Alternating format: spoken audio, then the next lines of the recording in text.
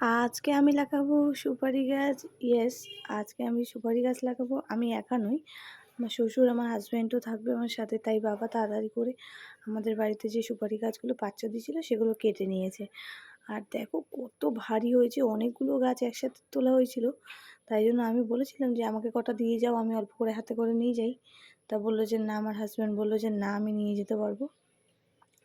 তো আমাদের আর একটা ওপাশে বাড়ি আছে, তো সেই বাড়িতেই লাগানো হবে গাছগুলো। এই বাড়িতে তো ফাঁকা আর জঙ্গল, ওখানে নাহলে লোকজন ঢুকে জায়গাটা করে নিতে পারে, নষ্ট করে দিতে পারে। তাই জন্য আমরা সুপারি গাছগুলো লাগিয়ে নিচ্ছি। তো ওই বাড়ি যাওয়ার উদ্দেশ্যে বেরিয়ে গেলাম, অনেকটাই ঘোরা পথে, অনেকটাই দূর। তো দেখো কত জঙ্গল আমাদের ওই বাড়িতে। আমি জীবনেও কখনো আসি না, এখানে প্রচুর যোগ আছে। ভয়তে আমি লাফিয়ে লাফিয়ে যাচ্ছিলাম, ভাবছিলাম যে যোগে না ধরে। তো দেখো চলে এসেছি, জঙ্গলটা দেখো। আর এখানে তো পরিষ্কারও করতে আসা হয় না সেরকম।